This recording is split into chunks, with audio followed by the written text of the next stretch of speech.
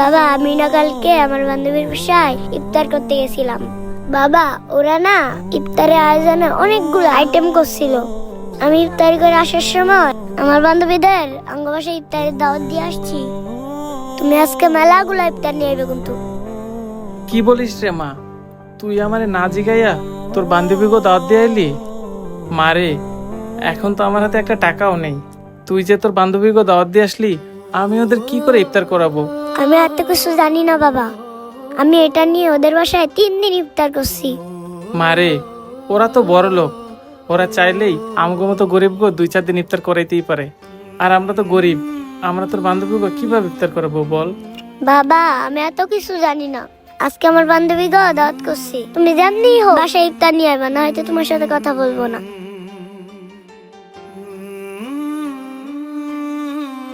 এই সোহাগ ভাই, আপনার মাইয়া আইসা কিসের ইফতারি টিফতারি তার বান্ধবীর কথা বলতেছে, কিছুই তো বুঝলাম না।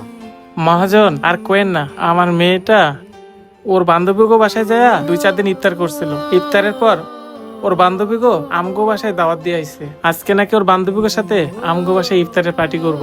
কিন্তু আমি গরিব মানুষ, মাইয়াটারে কিভাবে বুঝাবো? এতগুলো টাকা আমি কোথায় পাবো আপনিই কোন। ও ভাই, এই কথা আমি আরো ভাবছিলাম কি না কি। আচ্ছা যাই হোক ভাই, আপনি কাজ করেন, আমার একটা কাজ আছে, আমি যাইতেছি। গরিবের আবার ইফতারি। এই সোহাগ ভাই, এদিকে আয়েন তো। আচ্ছা মহাজন, আসতেছি। জি মহাজন, ডাকছেন? হ ডাকছি, একটু আমার সাথে চলেন তো, দোকানের কয়টা মাল আনতে হবে। ঠিক আছে মহাজন, চলেন।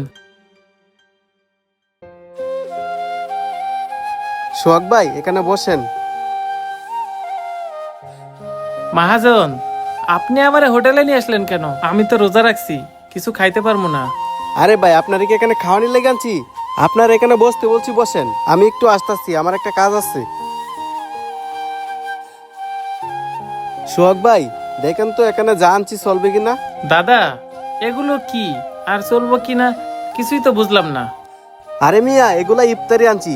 এখানে বুট, বুরিন্দা, আলু সব, বেগুন, পেঁয়াজি সব আছে। আপনি একটু চেক করে দেখেন তো আরো কোনো কিছু বাকি আছে কিনা। আল্লাহ, কতগুলো ইফতার আনছে মহাজনে। মহাজন, এখানে তো ইফতারের সবকিছুই আছে।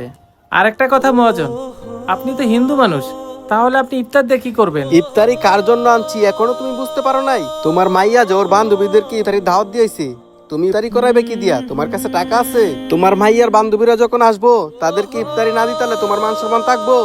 এগুলা দিয়া তাদেরকে ইফতারি দিবা। আর শোনো, আমি তো তোমাদের ধর্মের এত কিছু জানি না।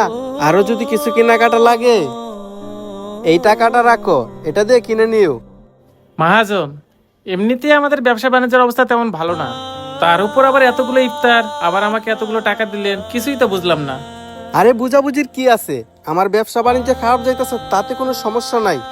আমার দোকানে থাকা অবস্থায় তোমাকে যে কত মানুষে ডাকছে, তুমি তো কখনো আমাকে ছেড়ে যাও নাই।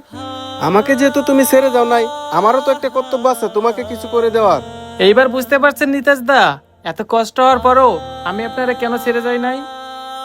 আর আমি ধর্ম থেকেও মানুষত্বকে বেশি বিশ্বাস করি, আর আপনার ভিতরে সেই মানুষত্ব বোধ আছে। আপনি জাত ধর্মের কিছু বিচার করেন না, এটা আমার কাছে খুব ভালো লাগে।